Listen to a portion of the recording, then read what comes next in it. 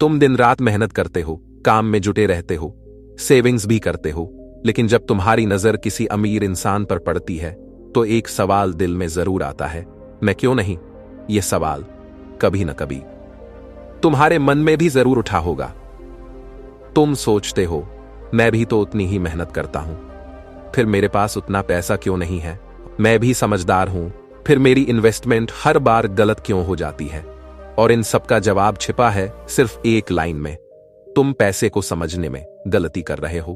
पैसे कमाने की असली समस्या सैलरी की नहीं, सोच की है।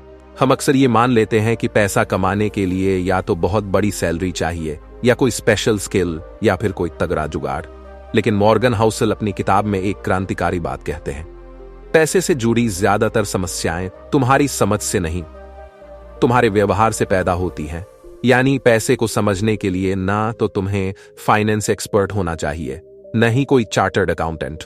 बात यह है कि तुम कितने स्मार्ट हो यह मायने नहीं रखता। मायने ये रखता है कि तुम पैसों के साथ किस तरह पेश आते हो। पैसा असल में एक मनोविज्ञान है, कोई मैथ्स नहीं। इस किताब का सबसे महत्वपूर्ण संदेश यही है, पैसा दिमाग का खेल है, न कि नंबरों का। मैथ्स कहता है 1 1 1 2, सीधी और साफ बात। लेकिन पैसे की बात आते ही इंसान का व्यवहार लॉजिकल नहीं, इमोशनल हो जाता है। भावनाएं जैसे लालच, डर, उम्मीद, जलन, शर्म, यही सब असली प्लेयर होते हैं। एक उदाहरण लो, एक आदमी ने 50 लाख कमाए, फिर उसने लग्जरी कार खरीदी, आलीशान घर लिया, महंगे रेस्टोरेंट में पार्टी की। वहीं एक दूसरा इंसान है जो हर महीने सिर्फ 20 रुपए कमाता है, लेकिन उसमें से 5 सेव करता है, धीरे धीरे निवेश करता है। 10 साल बाद पहले वाला आदमी कर्ज में डूबा होता है और दूसरा आदमी लाख रुपए की संपत्ति का मालिक होता है। अब सोचो, असली अमीर कौन है? अमीरी दिखाई नहीं देती, महसूस की जाती है। आज के दौर में लोग पैसा कमाने की बजाय पैसे वाले दिखने की कोशिश करते हैं। महंगे स्मार्टफोन, ब्रांडेड कपड़े, कार, रेस्टोरेंट्स, इंस्टाग्राम पर दिखने वाली लाइफस्टाइल, इन सबसे लोग सोचते हैं कि वो अमीर हैं।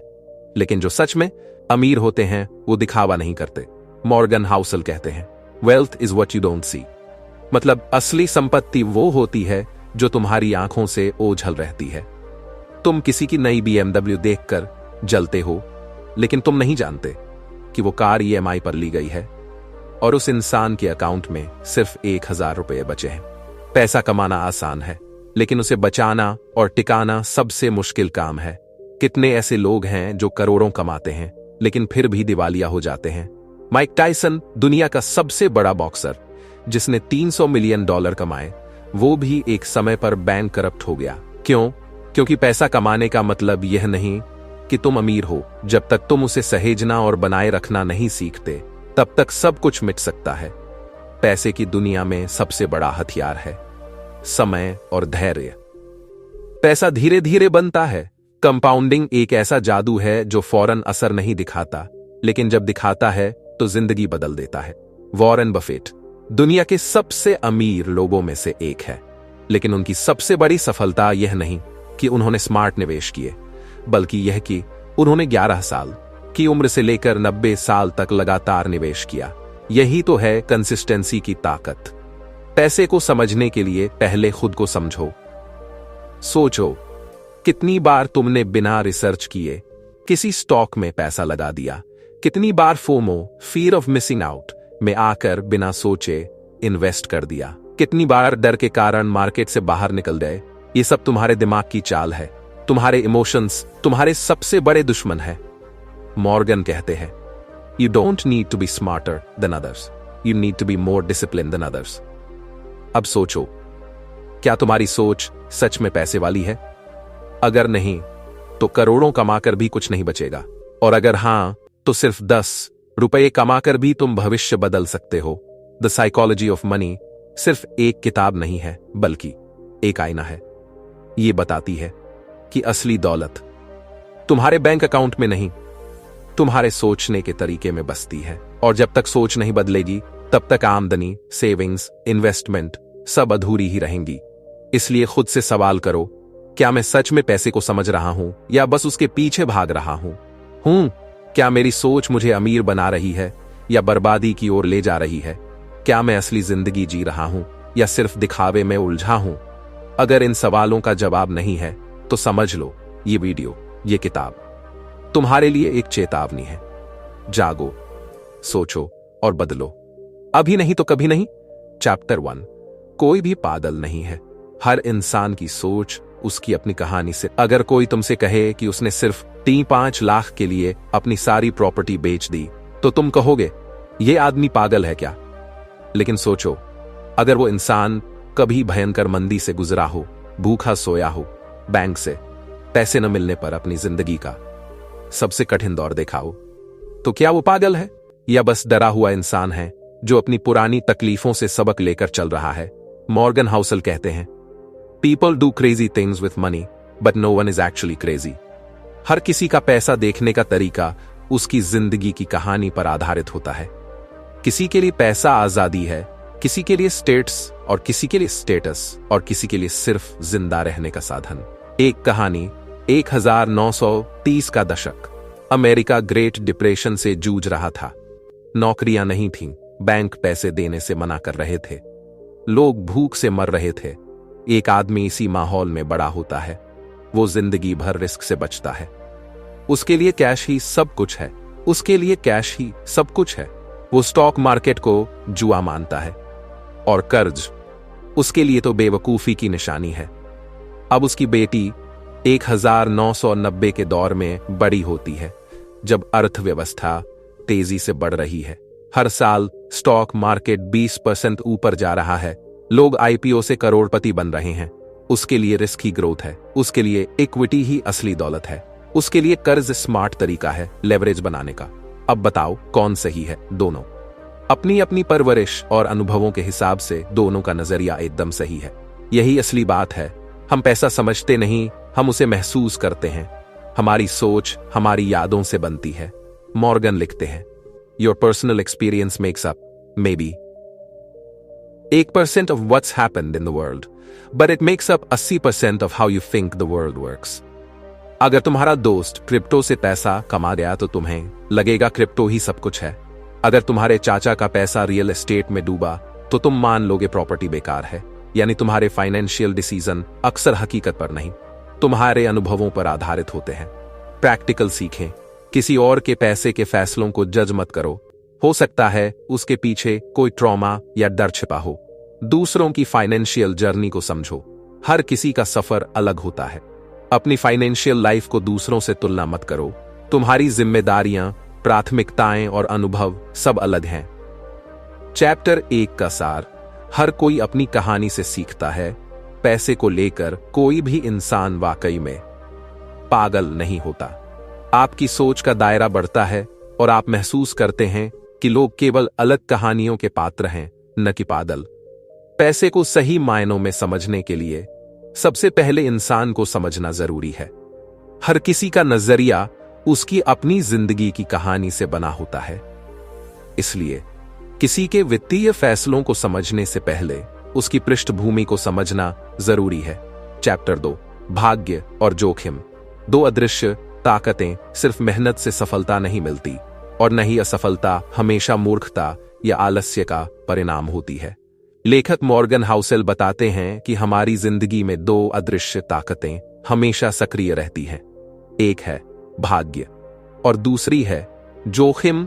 उदाहरण के तौर पर बिल गेट्स का माइक्रोसॉफ्ट बनाना केवल उनकी बुद्धिमत्ता का नहीं, बल्कि उनके समय और मौके का भी नतीजा था। वे एक ऐसे स्कूल, लेकसाइड स्कूल में पढ़े जहां 1970 के दशक में कंप्यूटर की सुविधा मौजूद थी। उस समय यह बहुत दुर्लभ था। अगर वह स्कूल कुछ और होता तो शायद माइक्रोसॉफ्ट का अस्तित्व ही न होता। भाग्य का मतलब है जब आपकी सफलता उन चीजों पर टिकी हो जो आपके बस में नहीं थी, जैसे सही समय पर सही जगह होना, किसी का समर्थन मिलना, या किसी घटना से पहले तैयारी हो जाना। जोखिम का अर्थ है जब एक होशियार और मेहनती व्यक्ति की योजनाएं असफल हो जाएं, सिर्फ इसलिए कि कोई अनचाही या अप्रत्याशित घटना हो गई, जैसे बीमार पड़ना, किसी दुर्घटना का शिकार हो जाना या आर्थिक मंदी का आना। मुख्य सीखें, किसी की सफलता देखकर यह मत मानो कि वो सिर्फ बुद्धिमान या परिश्रमी है। उसके पीछे किस्मत का हाथ भी हो सकता है। और किसी की असफलता को देखकर उसे कमजोर मत समझो। संभव है उसने आपसे कहीं अधिक मेहनत की हो, पर समय उसके पक्ष में नहीं था। लेखक की सलाह, अपने जीवन में विनम्रता लाओ। समझो कि तुम्हारी उपलब्धियां मेहनत और हालात दोनों का परिणाम है। दूसरों के लिए करुणा रखो।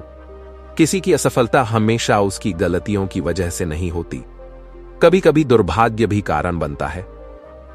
निष्कर्ष, न खुद को और न ही किसी और को किसी और को पूरी तरह आंकने की कोशिश करो। चैप्टर 3, कभी भी पर्याप्त नहीं होता। अगर तुम्हें 1 करोड़ चाहिए तो अगला लक्ष्य 10 करोड़ क्यों नहीं? और जब वो भी मिल जाए तो फिर 100 करोड़ की चाह क्यों? यह चैप्टर इस गहराई से भरे तथ्य को उजागर करता है कि पैसा एक ऐसा लक्ष्य है जिसकी कोई अंतिम सीमा नहीं होती। और यदि आपने ये तय नहीं किया कि कब रुकना है तो आप कभी संतुष्ट नहीं हो पाएंगे। उदाहरण, राजद गुप्ता, जो मैकिंजी के पूर्व सीईओ थे, और बर्नी मैडॉफ, जो अमेरिका में सबसे बड़े पूंजी स्कैम का गुनहगार था। दोनों के पास पहले से ही सब कुछ था, धन, प्रतिष्ठा और ताकत, लेकिन फिर भी वे और अधिक के लालच में फंसे। राजद गुप्ता ने अंदरूनी जानकारी लीक की, सिर्फ इसलिए ताकि और पैसा कमा सके। वही मैडॉफ, जो पहले से ही करोड़ों कमा रहा था, 60 अरब डॉलर की ठगी में शामिल हो गया। परिणाम, दोनों को जेल और बदनामी झेलनी पड़ी और उन्होंने सब कुछ खो दिया। प्रश्न, जब आपके पास पहले से बहुत कुछ है तो और अधिक की आवश्यकता क्यों महसूस होती है? लेखक की सीख, जिंदगी में नम्रता और कब रुकना है कि स्पष्ट समझ जरूरी है। अगर आप सिर्फ दूसरों से अधिक कमाने के पीछे भागते रहोगे तो मानसिक शांति कभी नहीं मिल पाएगी। लालच का कोई अंत नहीं होता, लेकिन उसका अंत हमेशा बुरा होता है। तुलना का जहर आज की दुनिया में इंस्टाग्राम, लिंक्डइन और समाचार हमें रोजाना दूसरों की सफलता दिखाते हैं। जब हम देखते हैं कि कोई और करोड़ों कमा रहा है तो हमारे मन में यह विचार आता है, मैं पीछे क्यों हूं? यही सोच हमें भीतर से खोखला कर देती है। लेखक कहते हैं, किसी और की दौड़ में अपनी जिंदगी मत झोंको। अंतिम सीखें, यदि आपको भीतर से सुकून चाहिए तो यह जानना जरूरी है कि कब रुकना है। यदि पैसा कमाने के लिए आपको नियम, रिश्ते या अपनी नींद तोड़नी पड़े तो यह सौदा फायदे का नहीं होता। निष्कर्ष, दौड़ में सबसे आगे वही लोग नहीं होते जो सबसे तेज भागते हैं, बल्कि वही होते हैं जो जानते हैं कब और कहां रुकना है। संतोष रखने वाले लोग ही वास्तव में अमीर होते हैं। चैप्टर 4, टेल्स ही असली जीत दिलाती है। जिंदगी में खेल का असली मोड़ आखिरी चाल से आता है। सोचो कि अगर तुमने 100 बार कोशिश की और सिर्फ 5 बार कामयाब हुए, क्या तुम खुद को असफल मानोगे? शायद हां, लेकिन लेखक मॉर्गन हाउसेल कहते हैं कि वही 5 सफलताएं तुम्हारी पूरी जिंदगी को बदल सकती हैं। इस चैप्टर की मूल बात, धन और जीवन दोनों में कुछ दुर्लभ, अनपेक्षित मौके, जिन्हें टेल्स कहते हैं, ही असली अंतर पैदा करते हैं। स्टॉक मार्केट उदाहरण, मान लो तुमने 50 स्टॉक्स में पैसा लगाया, उनमें से 40 ने औसत प्रदर्शन किया, 5 में नुकसान हुआ, लेकिन सिर्फ 5 स्टॉक्स ने 10 गुना रिटर्न दिया। जब पूरे पोर्टफोलियो को देखोगे तो पाओगे कि 80% लाभ सिर्फ उन्हीं 5 स्टॉक्स से आया है। यही है टेल इफेक्ट। लेखक कहते हैं, तुम्हारी सफलता अक्सर कुछ विशेष घटनाओं का नतीजा होती है। टेल्स, अगर जेफ सिर्फ असफलताओं पर ध्यान देते तो अमेज़न कभी न बनता। इन्वेस्टिंग की सच्चाई, अधिकतर निवेश औसत ही रहते हैं, कुछ फेल हो जाते हैं और कुछ ही निवेश असाधारण रिटर्न देते हैं। वॉरेन बफेट की कुल संपत्ति का 90% केवल 10 निवेशों से आया है। टेल्स का मतलब ऐसे दुर्लभ मौके जो असाधारण परिणाम देते हैं, जैसे कोई डील जो बड़ी कमाई करा दे, कोई निर्णय जो जीवन की दिशा बदल दे, कोई प्रोडक्ट जो हिट हो जाए, या कोई यूट्यूब वीडियो जो वायरल हो जाए। शायद तुमने 99 वीडियो बनाए हों जिन पर व्यूज बहुत कम मिले हों, लेकिन एक वीडियो वायरल हुआ और वही तुम्हारे पूरे चैनल की किस्मत बदल देता है। वही एक वीडियो था टेल। सीखें, हर बार सफलता की उम्मीद मत करो। सफलता दुर्लभ होती है।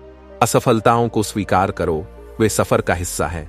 जब कोई टेल आए तो उसे पहचानो और उसका जश्न मनाओ, वही तुम्हें आगे ले जाती है। बोनस उदाहरण, वॉल्ट डिज्नी ने भी शुरुआती दौर में ढेरों असफलताएं देखी, लेकिन जब मिक्की माउस आया सब कुछ बदल गया। एक टेल ने पूरी कंपनी को साम्राज्य बना दिया। अंतिम संदेश, छोटे से छोटे हिस्से की चीजें ज्यादातर नतीजों के लिए जिम्मेदार होती है। इसलिए हर असफलता से डरो मत, हर औसत नतीजे से निराश मत हो, और हर बार सफलता न मिले तो हार मत मानो, क्योंकि अंत में टेल्स यू विन। जिंदगी की असली कमाई हर बार नहीं होती, कभी कभी सिर्फ एक बार होती है, लेकिन वही एक बार पूरी दुनिया को बदल सकती है। इसलिए हार मत मानो। अगली टेल तुम्हारी हो सकती है। तनख्वाह कमाते हो, ईएमआई चुकाते हो, ग्रोसरी लाते हो, ये सब एक रूटीन बन चुका है। लेकिन जब कोई तुमसे पूछता है तुम ये सब क्यों कर रहे हो, तो क्या तुम्हारे पास कोई ठोस जवाब होता है? क्या तुम इसलिए काम कर रहे हो क्योंकि तुम एक दिन अमीर बनना चाहते हो, या फिर सिर्फ इसलिए कि तुम्हें सुरक्षा चाहिए? अब खुद से एक सवाल पूछो, क्या तुम्हारा पैसा तुम्हारे लिए काम कर रहा है, या तुम ही हर दिन उसके पीछे भाग रहे हो बिना किसी स्पष्ट दिशा के? द साइकोलॉजी ऑफ मनी इस किताब के अंत में लेखक एक सरल लेकिन गहरा सवाल करते हैं, क्या तुमने कभी पैसे को सच में समझा है? शायद नहीं, क्योंकि अगर समझा होता तो सिर्फ सैलरी बढ़ाने की दौड़ में न भागते। हर चीज ईएमआई पर लेने की जरूरत महसूस नहीं होती, और न ही दूसरों की जीवन शैली देखकर खुद को कमतर समझते। असल परेशानी क्या है? अधिकतर लोग सोचते हैं कि उनकी तनख्वाह कम है, इसलिए वे अमीर नहीं बन पा रहे। लेकिन लेखक मॉर्गन हाउसल बहुत साफ कहते हैं, पैसे के साथ समझदारी से व्यवहार करना आपकी बुद्धिमानी पर नहीं, बल्कि आपके व्यवहार पर निर्भर करता है। इसका अर्थ है आपकी आर्थिक सफलता इस बात पर टिकी है कि आप सोचते और फैसले कैसे लेते हो, ना कि आपकी सैलरी कितनी है। तो फिर सोच बिगाड़ने वाली असली वजहें क्या है? हमारी जिंदगी में 4 ऐसे फैक्टर हैं जो हमारी फाइनेंशियल सोच को नुकसान पहुंचाते हैं। FOMO, fear of missing out. लोग क्रिप्टो में कमा रहे हैं तो मुझे भी कुछ डालना चाहिए। बिना समझे निवेश करना सिर्फ नुकसान की गारंटी है। कंपैरिजन, तुलना, मेरा दोस्त दुबई घूम आया, मेरी जिंदगी कितनी साधारण है। दूसरों से तुलना करने से केवल असंतोष मिलता है, समाधान नहीं। इंपेशेंस, अधीरता, सब कुछ जल्दी चाहिए, रिटर्न्स भी, रिजल्ट्स भी, लेकिन असली दौलत धीरे धीरे बनती है, एक एक सही फैसले से। लाइफस्टाइल इन्फ्लेशन, जीवन शैली में बेमतलब की बढ़ोतरी। जैसे ही सैलरी बढ़ी, खर्चे भी बढ़ा दिए। इनकम से पहले खर्च सोचने लगे तो सेविंग्स गायब हो जाती हैं। इन चारों आदतों का नतीजा यह होता है कि तुम अमीर बनने के बजाय थक जाते हो, मानसिक रूप से भी और आर्थिक रूप से भी। अब उठने का समय है। एक वेकअप कॉल। एक बार खुद को आईने में देखो और खुद से यह सवाल करो, क्या मैंने कभी सोच समझकर कोई वित्तीय निर्णय लिया है? क्या मुझे पता है कि अगले 5 सालों में मुझे कितना पैसा चाहिए और क्यों? क्या मैं बचत को बलिदान मानता हूं या आत्मसम्मान? क्या मैं पैसों से डरता हूं या उसे अपना साथी समझता हूं? अगर इनका जवाब नहीं है तो समस्या पैसों की नहीं, तुम्हारी सोच की है। पर सच्चाई यह है कि तुम वही कर रहे हो जो समाज तुम्हें करने को कह रहा है। महंगे मोबाइल फोन, लग्जरी गाड़ियां, ब्रांडेड कपड़े, ये सब नजर आते हैं, मगर बैंक बैलेंस यानी असली दौलत वो होती है जो दिखती नहीं, जो छुपी होती है लेकिन स्थायी होती है। अब करना क्या है? हर खर्च से पहले खुद से पूछो, क्या मैं ये खर्च इसलिए कर रहा हूं क्योंकि वाकई जरूरत है या सिर्फ दिखावे के लिए? लक्ष्य आधारित सोच अपनाओ। हर रुपया जो खर्च हो रहा है, क्या वह तुम्हें तुम्हारे सपने के करीब ला रहा है या दूर कर रहा है? डिलेड ग्रेटिफिकेशन, संयम को अपनाओ। आज थोड़ा रुकना कल ज्यादा पाने की कुंजी है। फाइनेंशियल एजुकेशन को आदत बनाओ। पैसा कमाना काफी नहीं है, उसे समझना और सही दिशा में लगाना जरूरी है। असली जिंदगी में ये वेकअप कॉल कैसा दिखता है? जब तुम नया स्मार्टफोन खरीदने की जगह वो 30 म्यूचुअल फंड में निवेश करते हो, जब सैलरी आते ही सबसे पहले खर्च करने के बजाय सेविंग करते हो, जब वीकेंड की फालतू पार्टी छोड़कर इमरजेंसी फंड बनाते हो। यही छोटे छोटे निर्णय हैं जो तुम्हें एक समझदार इन्वेस्टर और अंततः एक अमीर व्यक्ति बनाएंगे, ना कि कोई लकी जैकपॉट। कुछ कड़वे लेकिन सच्चे तथ्य। पैसा सिर्फ कमाने की चीज नहीं है, यह तुम्हारी जिंदगी की दिशा तय करता है। जो लोग सोचते हैं वे बचा लेते हैं, जो बिना सोचे चलते हैं, जैसे हवा जरूरी है जिंदा रहने के लिए, वैसे ही वित्तीय स्पष्टता जरूरी है चैन से जीने के लिए। उठो, सोचो और सही दिशा में बढ़ो। द साइकोलॉजी ऑफ मनी कोई ऐसी किताब नहीं है जिसे बस पढ़कर रख दिया जाए। यह एक आईना है जो तुम्हें झकझोरता है, जगाता है। यह वीडियो अब खत्म हो रहा है, लेकिन तुम्हारी जिंदगी का नया चैप्टर यहीं से शुरू हो सकता है। बस एक फैसला। अब मैं पैसे को समझूंगा, अब मैं अपनी सोच बदलूंगा, अब मैं अपनी कहानी खुद लिखूंगा, अब मैं अपनी कहानी खुद लिखूंगा।